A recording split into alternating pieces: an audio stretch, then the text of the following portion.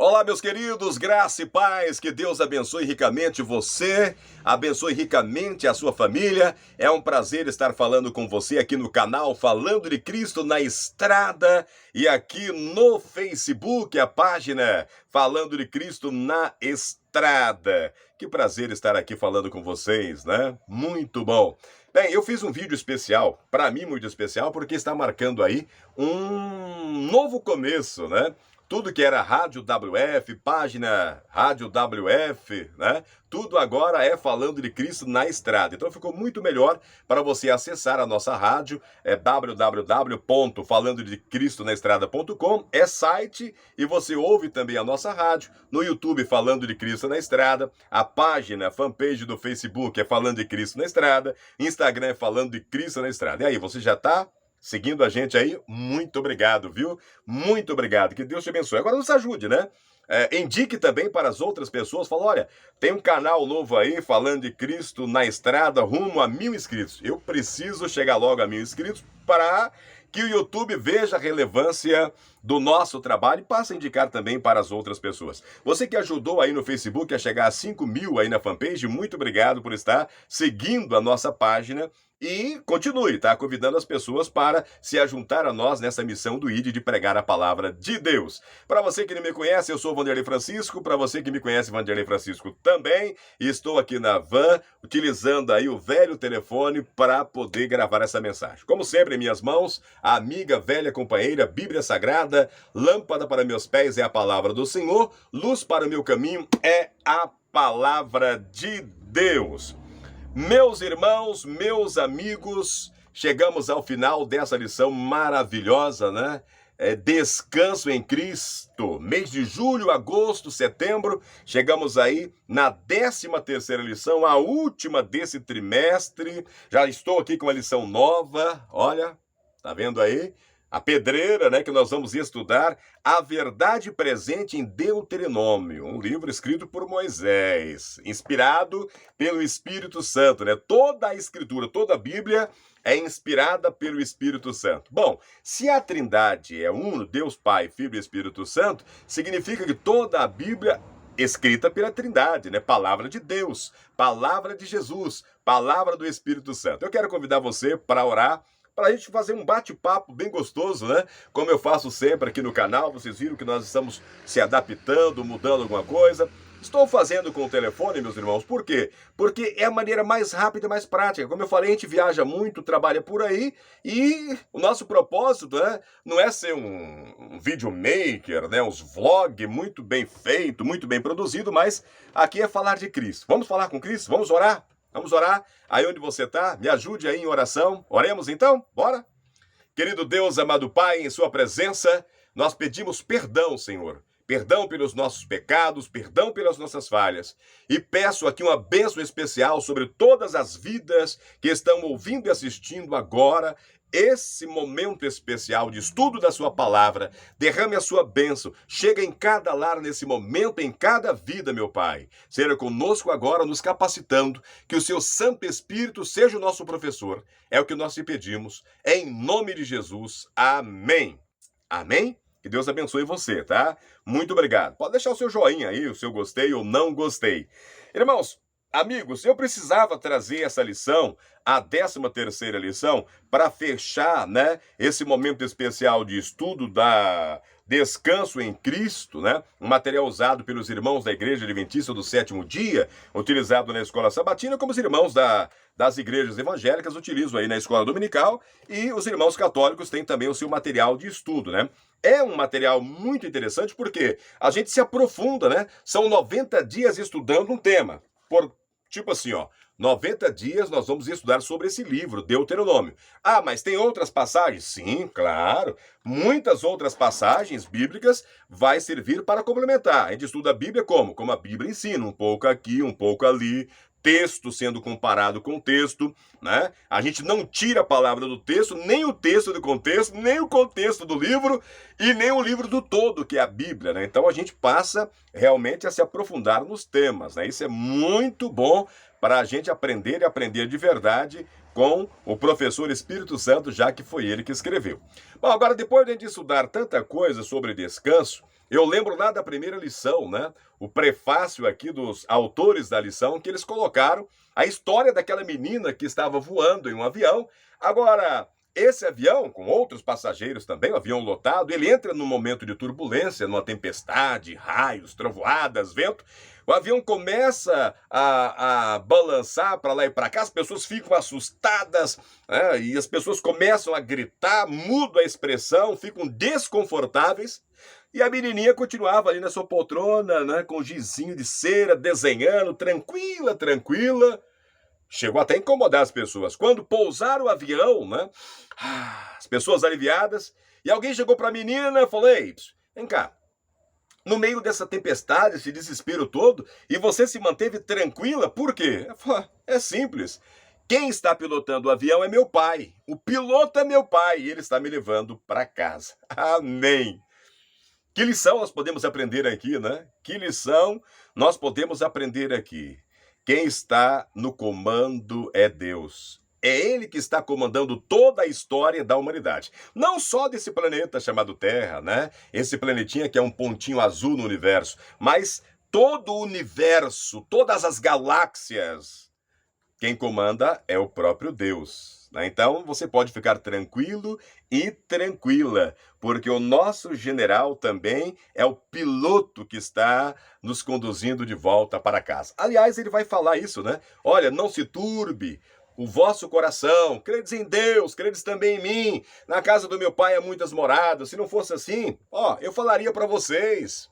Mas eu estou indo, vou preparar lugar. Quando eu terminar, eu volto e vou levar você para que você esteja comigo onde quer que eu esteja. Linda, né? Que promessa maravilhosa. E é essa promessa que eu quero que você se apegue nela. Eu quero que você grude nessa promessa como eu tenho grudado. E aí nós vamos chegar a esse momento da 13ª lição, que traz o tema Descanso Supremo. Olha como eu risquei essa lição, né?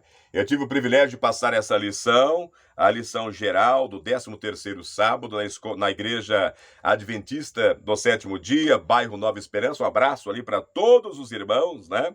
E por que eu risquei? Porque o autor aqui, né, ele faz uma separação, ele vai nos fazer a refletir justamente sobre essa promessa e essa certeza de quem está no controle. Por isso ele coloca aqui o tema Descanso Supremo. E ele traz para a gente uma leitura de Paulo escrevendo aos irmãos de Corinto. Né? 1 Coríntios capítulo 2, verso 9, irmãos, está escrito assim, mas...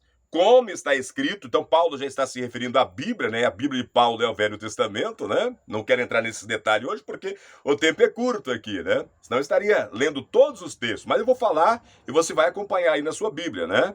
Então Paulo aqui em 1 Coríntios, capítulo 2, verso 9, ele diz: mas, como está escrito, nem olhos viram, nem ouvidos ouviram, nem jamais penetrou em coração humano que Deus tem preparado para aqueles que o amam. Amém? Ora, lembra que quando Paulo escreveu isso daqui, João ainda não havia escrito, né? Então, Paulo está fazendo uma referência aqui à Bíblia no Antigo Testamento. Porque para nós já recebemos uma revelação lá em Apocalipse, né? Aliás, Isaías tinha feito também um relampejo, mais ou menos como seria o céu, comparando a Canaã terrestre que Deus havia prometido para eles, né? Se eles tivessem obedecido a Deus, ele faz ali um panorama, né? Mas João recebe a revelação, né? E ele conta mais ou menos para a gente como é que vai ser esse lugar maravilhoso que Jesus prometeu para você e que prometeu para mim, que nós vivemos a promessa. Não só nós, mas todos aqueles, desde Adão e Eva, aguardam essa promessa, né? Então, o foco do autor eu coloquei bem aqui, todos vamos receber juntos esse presente. Que presente? O descanso supremo, né? O descanso supremo, isso aqui é o que Paulo falou, né? Esse lugar maravilhoso que a gente, por mais que tente imaginar, os nossos olhos nunca viram. E olha que tem lugar bonito aqui na Terra, né? Eu tenho certeza que na sua memória e agora, deva ter passado um lugar muito bacana que você presenciou fisicamente, ou viu aí na TV, na rede social, né? A gente que viaja muito, eu já vi muitos lugares interessantes, e agora eu vou estar filmando e colocando para vocês, falando, tá vendo aí? Tá vendo aí? Uma pitadinha do que espera você. É? Cada lugar bonito. Lembra lá do vídeo lá da Vila dos Ventos? Que lugar, que nascer do sol. E Paulo diz que a Vila dos Ventos não é nada. Né? Lembra, eu parei o barco lá no Rio Guaporé, entre a Bolívia e o Brasil, lá em Costa Marques, né, para orar? Que coisa linda aquele vídeo. Pois é, mas é incomparável, né? O que tem preparado para você e para mim é algo muito, ó, muito superior aos que os meus olhos e os seus olhos viram, mesmo em televisão com 4K, 6K, né? Mesmo em formato 3D. Que maravilha, que benção. E nós devemos nos grudar realmente nessa promessa. Agora, vem cá. O autor aqui já, no sábado, quando ele escreve, ele vai nos fazer aqui a pensar. Ele vai falar, olha, você precisa entender que tudo que está acontecendo agora não é novo, não é novo, tá? Há uma guerra acontecendo, essa guerra é uma guerra universal. Ele fala, não, não é só uma guerra universal, é uma guerra cósmica, porque ela começou lá no céu. Houve uma batalha. João vai receber isso lá, né? João vai receber essa revelação. Houve uma batalha lá no céu, né? E essa batalha entre o bem e o mal. O lado bem, bom, Jesus, Deus, Espírito Santo, seus anjos, e o lado mal, comandado ali, no momento lá, Lúcifer, né? Se transforma em Satanás e os seus anjos. Então, há essa batalha. Então, eles são expulsos do céu e vêm para a terra. Quando eles vêm para a terra, antes de Adão e Eva, a terra ainda estava sem forma e vazia. Ele já havia estabelecido aqui a presença dele, o reino dele, né? Então, essa batalha, ela é uma batalha cósmica e ela continua ainda, tá bom? Ela continua. Bom, a gente fala, olha, Jesus venceu Satanás lá na cruz. Ok, Jesus ele passa a ser o representante da terra lá no céu, né? Você vai ver lá no livro do Jó, Satanás ele ia representar a terra lá no céu. Naquele momento da cruz ele perde isso daí, né? Ele perde essa autoridade. Nós temos agora Jesus Cristo sendo o nosso representante. Agora, ele não é um representante que acusa, ele é um representante que defende. Enquanto Satanás era um representante que acusava, né, fazia todos cair para acusar e rir da cara, Jesus é diferente, né? Além de morrer no nosso lugar para obter essa condição de nos representar, legítima, né, ganhada, comprada pelo seu próprio sangue, ele está lá como advogado. Ele vai falar, filhos, filhinhos, olha a intimidade, filhinhos, eu vos escrevo para que não pequeis. Agora, se você pecar, lembre-se, você tem um advogado no céu. Jesus Cristo, justo. Outras Bíblias, Jesus Cristo, homem, né? Defendendo você lá no céu. Me defendendo lá no céu. Que maravilha, né? Que promessa. Agora, você precisa entender que essa batalha, você não fica neutro. Nessa batalha, não tem como você falar, ela não é comigo, então. É uma batalha cósmica entre Deus e os seus aliados, e o diabo e os seus aliados. Eu estou neutro. Não, não tem como ficar neutro, tá bom? Nós somos bombardeados e atingidos a todo momento nessa batalha cósmica aqui. Agora, você vai escolher um lugar, tá? Você vai escolher um lugar e aí esse é o desafio para você se posicionar, né? Não tem como você ficar neutro. O próprio Cristo vai dizer que há dois caminhos. Aí você precisa escolher um, tá bom? Eu vou deixar aí o alerta para você escolher. Só que o autor ele faz um outro alerta aqui. Ele falou, olha, essa batalha, ela não acontece só fora, ela não é apenas uma guerra cósmica. Ela é também uma batalha íntima, pessoal, que acontece dentro de cada um de nós. Até as pessoas que não conhecem a Cristo, elas sabem definir o que é bem, o que é mal, né? O que é uma coisa ruim, o que é uma coisa boa, né? As pessoas sabem. Agora, principalmente quando você toma a decisão de ser participante do lado de Cristo, quando você desce as águas do batismo, e segundo o apóstolo Paulo, inspirado pelo Espírito Santo, ele vai dizer que o simbolismo do batismo é a morte para o eu carnal, e você nasce em espírito, uma nova vida, agora uma vida em Cristo Jesus, e que a partir daquele momento o pecado não pode mais ter poder na sua vida. Por quê? Porque o pecado agora não vai ser mais o senhor da sua vida. Você decidiu ali e registrou isso publicamente que o senhor da sua vida é Cristo Jesus. Ok? E você passa a ter uma vida espiritual. Mas a batalha acontece justamente por quê? Porque tem o eu carnal e o eu espiritual dentro de você. E quem é que ganha a batalha? Quem você alimentar mais. Quem você alimentar mais. Como é que você alimenta o eu espiritual? Com oração, o estudar a palavra de Deus, né? Frequentar a sua comunidade eclesiástica, a sua igreja, né, ser um membro realmente ativo, participante, como corpo de Cristo, né, desenvolvendo o seu talento, desenvolvendo o seu dom, aplicando isso para conquistar as pessoas para o reino do céu. Toda vez que você aceita Cristo, você recebe um dom. Agora, esse dom não é para você usar em causa própria, tá? Todos os dons que nós recebemos é para o exercício da pregação da palavra de Deus, para resgatar vidas para Deus. Uma vez libertos, nós somos participantes agora do exército de libertadores, para libertar pessoas. Tá vendo como isso é importante? Então, meus irmãos, essa briga, essa guerra acontece em dois níveis. Uma batalha cósmica, que está acontecendo agora, e uma batalha íntima. E a batalha íntima vence aquele que você alimentar mais. Vai lá em Gálatas, capítulo 5, e você vai ver, né, os frutos ali da carne e do espírito, tá? E Paulo, ele vai falar uma coisa ali que é triste, né? Eu vou até ler para vocês, porque isso daqui que eu vou estar lendo aqui, deixa eu pegar meu óculos aqui, né? Senão eu não consigo fazer a leitura direito, né? Gálatas capítulo 5 aqui, irmãos, Paulo ele vai colocar uma coisa que dói o coração quando a gente lê, né? Não é uma coisa fácil da gente estar lendo. Por quê? Porque algumas pessoas acham que Cristo, ao morrer, o pecado é automático sobre Cristo Jesus. Eu vou pecando e vai caindo sobre Cristo Jesus. Não é bem assim, tá? Não é bem assim. Aqueles que praticam deliberadamente depois de ter conhecido a palavra, já não há salvação, segundo Hebreus. Eu posso ler esse tema para vocês aqui também. Sei que eu saí um pouco, né? Não estava nem previsto eu falar isso aqui para vocês. Viu como uma coisa puxa a outra, né?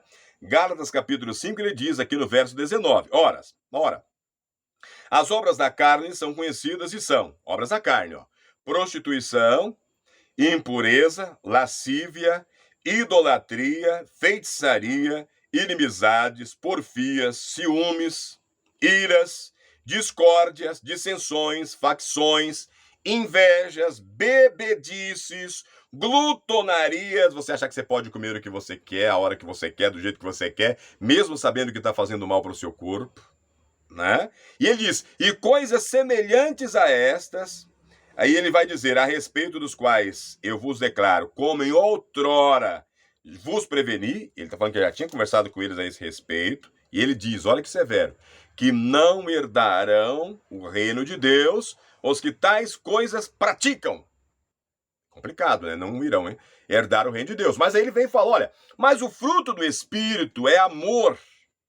Por que o fruto do Espírito é amor? Porque Deus fala, eu sou amor, né? Deus é amor. É uma pessoa. E o amor aqui é amor ágape, é amor espiritual. Amém? E aí ele diz, olha, o fruto do Espírito é esse, é amor, alegria, paz, longanimidade, benignidade, bondade, fidelidade, mansidão, domínio próprio. Amém? Coisas que são do Espírito. Então quem vence? Aquele que você alimentar mais. Amém?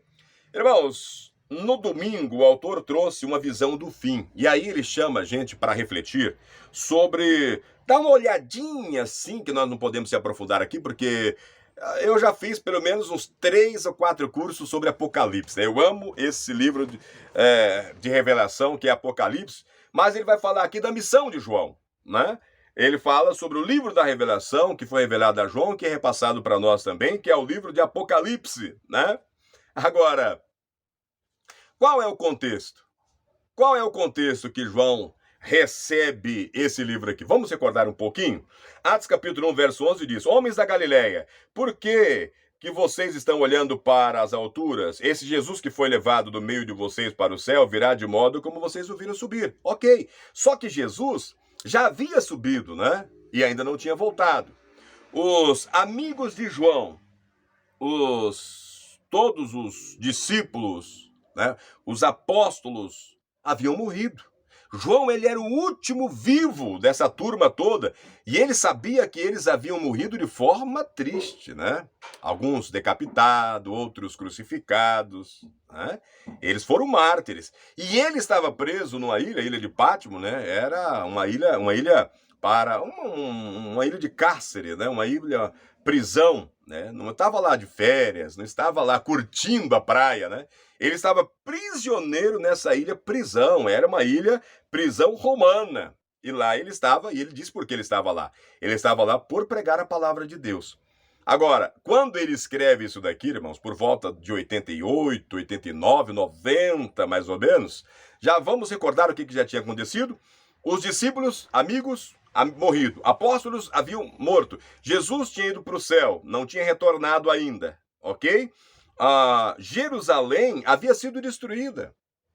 A calamidade, os autores, né, da época, os escritores escreveram na época da tamanha fome que aconteceu, né? O cerco de Jerusalém, o cerco que Tito, general romano, colocou sobre eles ali, foi coisa de louco, coisa de louco.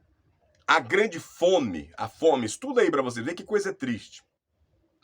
No ano 70 havia caído, né? Mais de 1 milhão de judeus havia sido morto. A igreja que estava começando agora, ela era uma religião perseguida, né? Era uma religião proibida. E eles tinham que se reunir muitas vezes às escondidas. E nesse contexto todo, de ser participante de uma religião que estava no seu início, que já estava recebendo toda a perseguição externa, ainda havia muitas heresias que estavam dentro da igreja. Muita coisa ruim já tinha entrado dentro da igreja, já na época de João. Já na época de João.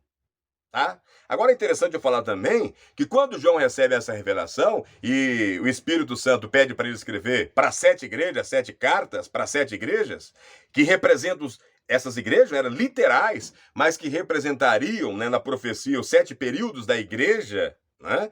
Lembrando que os castiçais ali representam as igrejas e que as estrelas são os líderes da igreja, nós estamos vivendo a última, a igreja de Laodiceia, a última igreja. O último período, o último momento da história. Tá? Então, quando o autor coloca isso daqui, para a gente ficar alerta, para a gente saber aonde é que nós estamos. Tá bom? Nós estamos vivendo o último período. E o contexto que João recebe essa revelação aqui, eu acho que para nós aqui, né, a situação é mais favorável. Talvez os irmãos lá no Afeganistão e alguns outros países, né, onde o evangelho, onde o cristianismo não é bem-vindo, talvez eles passem o que João passou ali. Agora, João saiu e ficou caladinho? Não, João sai e vai escrever as cartas. Vai entregar essas cartas. Inclusive, o livro da revelação. João sai e vai pregar a palavra de Deus. Como se ele não estivesse sofrendo as perseguições. E chega para mim e chega para você. E aí, qual é a sua atitude? Vai ser a atitude de João ou vai ficar caladinho achando que tudo isso não tem nada a ver com você? Que você pode ficar neutro nessa história. João, ele não ficou neutro, irmãos. Agora, o autor pergunta, hein, na sua opinião que está aí ouvindo, que conforto João obteve a ter a visão ali em Apocalipse capítulo 1, do verso 9 ao verso 19. O que ele viu ali? Ele viu Cristo glorificado. Aquele Cristo humano, irmãos, que ele debruçou muitas vezes no ombro, né? Porque ele era o menor, era um jovem ainda, né? Pois é, ele era o discípulo amado. E agora ele, né, naquele momento ali, ele vê o seu amigo Jesus vivo. E a aparência dele como a aparência de Deus lá em Ezequiel. E fazendo o quê? Trabalhando em prol de você, em prol de mim, como sumo sacerdote, né? Ministrando no santuário celestial, ao lado de Deus. Que maravilha, né? Então ele viu ali Cristo glorificado, ele viu Jesus Cristo vitorioso. Não era mais aquele Jesus Cristo ensanguentado que ele havia visto na cruz. Ele viu um Jesus Cristo vitorioso.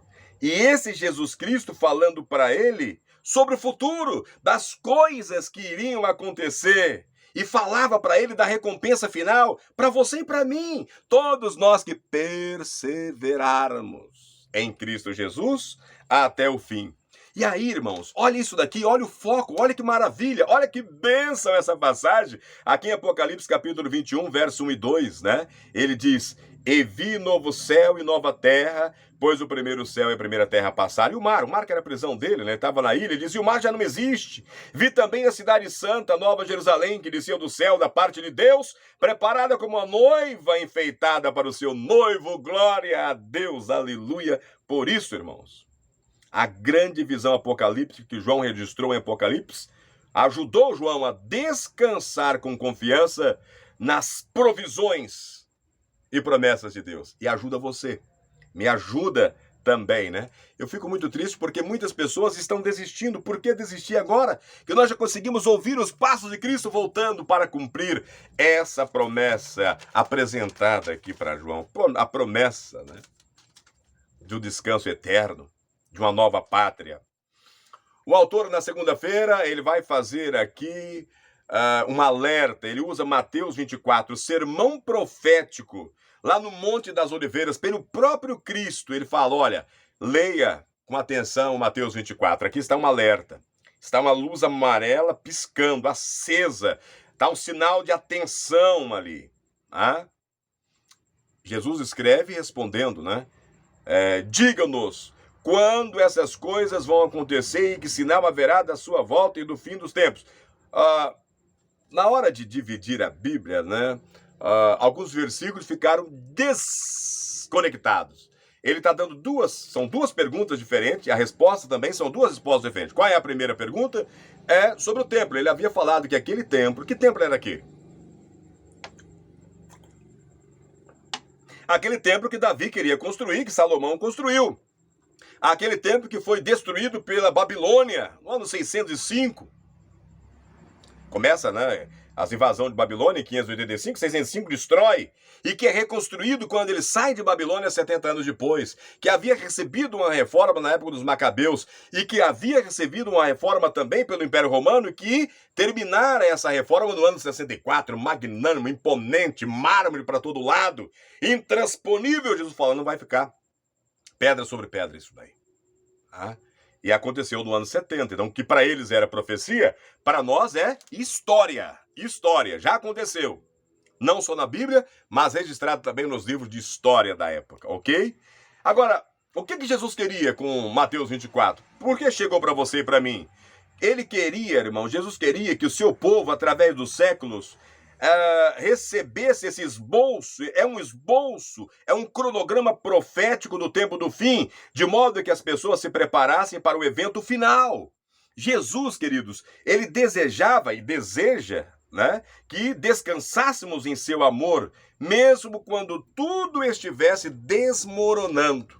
Você pode, né, olhar para todas as coisas que estão acontecendo, saber que já havia sido predito por Jesus, já era profecia, mas que o final, para aqueles que conhecem a profecia e obedecem a Deus, é um final feliz, é um bom final.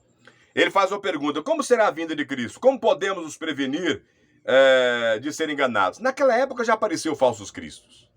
Hoje continua aparecendo falsos cristos. Então, todos os sinais que são apresentados ali, que antecede a volta de Cristo, boa parte dela já aconteceu, né?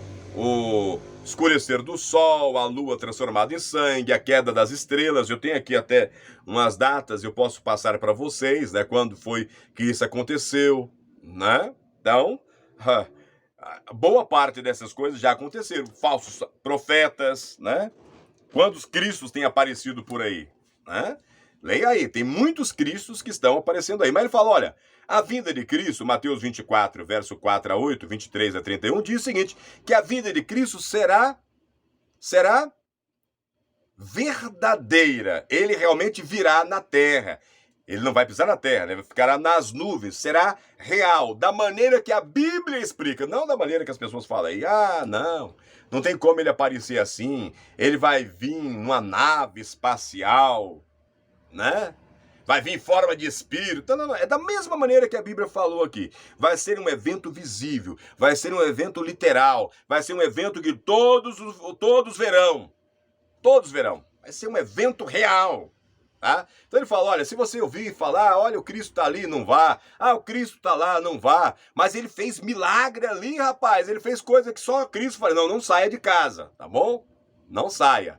Porque não vai ser assim. Vai ser como está escrito aqui. Aí ele fala, olha, embora ninguém saiba o dia nem a hora da segunda vinda de Cristo, Mateus 24:36, né? Ele diz que Deus nos deu uma contagem regressiva profética, a qual podemos observar acontecendo no mundo ao nosso redor, para você não ser pego de surpresa. Então, leia aí com muito carinho Mateus 24 e Mateus 25, ensina você a se preparar para você não ser pego de surpresa. Cristo quer que você se salve. Ele está dando as dicas para você aí, tá bom?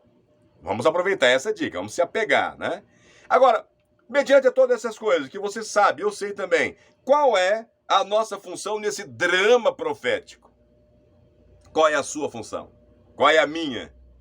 Irmãos, a nossa função é pregar o evangelho eterno. É falar da Bíblia, levar o evangelho de Cristo para todas as pessoas. Nós devemos falar para as pessoas que isso é real, isso é verdadeiro. Que tem anjos, que tem Cristo, que Ele está no céu, Ele está trabalhando, e que Ele virá muito em breve, Ele vai trazer o galardão, o prêmio, o presente, a recompensa na sua vinda. Ninguém recebe antes. Ninguém vai receber atrasado. Hã? Nem o João, nem Paulo, Pedro, nem Moisés. Não, Moisés sim está lá, né? Já tá tranquilo. Mas os demais, desde a época de Adão, irão ressuscitar no mesmo dia. E ao tocar da trombeta, aqueles que morrerem em Cristo ressuscitarão primeiro. Depois nós, os vivos em Cristo, aqueles que estiverem vivos no momento, serão transformados, glorificados, encontrarão com Cristo no céu. Ninguém vai anteceder ninguém, vai todo mundo junto. Tá? Então qualquer outra conversa fora disso, dá uma olhada na Bíblia. Todos juntos, a não ser aqueles que já foram escolhidos para estar lá. Tá ok? Essa recompensa será dada para todos. Tá bom? Bom, 13ª lição, né? Fechamento. Eu já vi que tem aí 30 minutos de vídeo, né? E eu vou encerrar esse aqui e aí vou gravar um outro que eu quero falar da ordem. A ordem que Deus dá nesse momento. E que percebemos que as coisas estão se afunilando, está chegando na reta final. Você olha e fala, eu estou na última igreja. Você olha Apocalipse 14 e você está vendo que é a última mensagem, né? Os 3 anjos que somos nós que estamos pregando a última mensagem presente, porque o 4º anjo já vai estar pregando o quê? A queda, né, o derramar das taças da ira de Deus, as pragas. Né? E quando isso acontecer, significa que a porta da graça já se fechou, trancou. Né? E aí não tem mais condições de salvar. Então, irmãos, o mundo está dependendo de você e de mim. Você e eu estamos sendo convocados para, no meio de tudo isso que eu falei para vocês aqui, dessa batalha cósmica, dessa batalha individual, né? No meio dessa contagem regressiva apresentada aqui em Mateus capítulo 24, que para eles era profecia, mas para você e para mim já é história, como é o caso aqui da queda de Jerusalém, né? Eu quero fechar com isso. Jerusalém caiu e Tito, ele era filho de Vespasiano, né? Tito era um general romano, e Cristo falou, quando você vê estandarte, bandeiras, né? E eles colocavam várias bandeiras, começavam com várias cores quando cercava a cidade ali. E estava tendo aquela batalha, chegou Tito, cercou Jerusalém, né? E agora a pergunta é, mas como é que os cristãos fugiram se Jerusalém estava cercada? Providência divina. Nero havia tocado fogo lá em Roma, lembra? E aí ele se mata, morre. Né? Uns falam que ele suicidou, outros falam que alguém matou ele, mas tudo bem, mas ele morreu. Nero, ao morrer, o trono fica agora para ser disputado pelo sucessor. Vespasiano, pai de Tito, que estava cercando Jerusalém, Vespasiano era um que estava concorrendo ali a assumir o trono, né? Ele era um dos sucessores. Vespasiano, na época, vamos dizer que o WhatsApp na época era um cavalo, né? Que eles tinham vários postos. Roma tinha construído estrada para todos os lados, tinha postos avançados, então um cavaleiro corria até um posto, cansava, o outro já pegava aqui com a informação, por isso era muito rápido o sistema de informação e de correio romano. Hein? Pois é. Agora, Vespasiano manda avisar Tito, olha meu filho, corra para cá, porque eu vou assumir o trono e vai que pode ter batalha aí, as pessoas não querem, aí eu vou precisar do seu exército aqui. Vespasiano, como bom filho, e olha que o exército romano era muito disciplinado. Vespasiano retira o exército agora do cerco romano, ok? E os judeus, soldados judeus, eu vou colocar judeus de forma geral, né? Mas falando dos israelitas, né? Que estava sendo cercado ali. Eles perseguem os soldados, né? Em fuga, os soldados voltando, falam, não, eles estão estão correndo de nós, eles estão fugindo de nós. Correram atrás e mataram muitos soldados que estavam em fuga, voltando para Roma para ajudar Vespasiano. Agora, Vespasiano assume o trono. Quando Vespasiano assume o trono, irmãos, eles voltam com uma ira, né, um ódio tão grande do povo judeu. Tem outras histórias antes, né? Já tinham prendido soldados romanos, tem uma outra história antes aí que outra hora eu conto, né? Mas eles voltam irado, tá? A intenção de Tito, segundo os historiadores da época, não era derrubar, por exemplo, o templo, né? Não era o lugar santo, sagrado do templo, não era para ser destruído, né? Mas eles entram, eles matam todas as pessoas. Agora entendeu? Deixa eu só voltar um pouquinho aqui. Então quando Tito retira o exército para ajudar o pai, há uma brecha e os cristãos que conheciam a profecia, que creram na profecia, fugiram. Foram para uma cidade próxima ali, né? Uns dizem 65 quilômetros, outros, tem uns que falam até 300, mas, né, vamos dizer que fugiram para uma cidade próxima ali de Jerusalém. Eles, bateram fuga, os cristãos fugiram. E os judeus?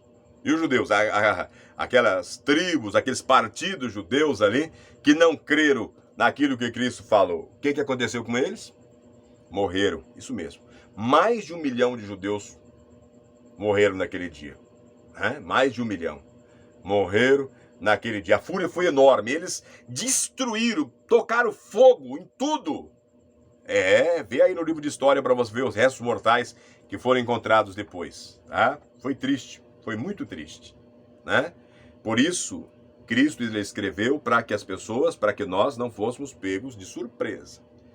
No fim do tempo, agora, essas coisas podem se repetir, tá?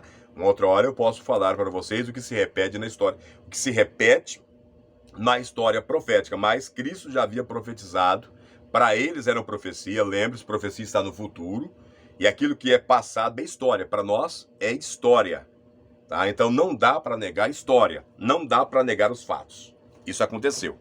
Mas Cristo havia prevenido a todos. E você, está preparado? Minha amiga, tudo bem com você? Está preparada para esse momento que antecede a volta de Cristo? Se Cristo voltasse amanhã. Não, vamos colocar o seguinte para fechar aqui. Se você soubesse que Cristo voltaria no próximo sábado, o que você faria durante esta semana? Quais são as coisas que você precisa fazer? Se Cristo voltasse e você soubesse que ele voltaria no próximo sábado, o que você tinha que consertar na sua vida? Quem você tinha que perdoar? Porque você sabe que você precisa perdoar. A quem você precisaria pedir perdão? Porque você sabe que você precisa também pedir perdão. E aí? Como é que está o seu coração? Como é que está a sua mente? Meu amigo, tudo bem com você? Está preparado? Se Cristo voltar no próximo sábado, durante essa semana, o que você precisa fazer? Tem algo aí para ser mudado? Tá tranquilo? Tá certinho da sua salvação? Tá? Bom, se você tem certeza da sua salvação, tem alguém que você gostaria que estivesse lá com você? Um filho, uma filha, um parente, uma mãezinha, parente aí, que você, um amigo, uma amiga, que você gostaria que estivesse com você lá debaixo da árvore da vida, junto com a sua família? Tem alguém aí? Então não perca tempo, tá? O momento é agora. O momento é agora. Porque Cristo pode até não voltar no próximo sábado. Mas talvez eu e você possamos descansar ainda amanhã. Então não deixe para depois. Se ligue nos alertas aí. Faça o que você tiver que fazer. Viva como se Cristo fosse voltar hoje. Tá? O dia da salvação é agora. Amém? Bom, eu amo falar de Cristo. Eu começo a falar aqui, vou fazer um vídeo de 15 minutos. Estou fechando o vídeo aí com 38 minutos, mais a oração. Tá? Essa semana ainda, irmãos, eu quero fechar, né? Eu quero terminar esse 13ª lição aqui para a gente fechar com chave de ouro, para não ficar muito extenso. E aí eu quero estar gravando já do próximo tema, Deuteronômio. Muito obrigado por ter ficado até aqui. Vamos orar. Ore por mim. Eu quero orar por você e vamos orar juntos por todos. Amém? Querido Deus, amado Pai, em sua presença, pedimos perdão pelos pecados e falhas e lhe agradecemos, Senhor, por esse momento que passamos juntos aqui estudando a sua palavra. Derrame a sua bênção sobre todos nós e nos ajude a se preparar para a sua volta. E nos ajude também, com o poder do Espírito Santo, a preparar as outras pessoas para esse encontro maravilhoso. Estamos ansiosos, esperançosos e nós confiamos em Ti. É em nome de Jesus pedimos, é em nome de Jesus agradecemos. Amém. Pense nisso. Um forte abraço e até amanhã.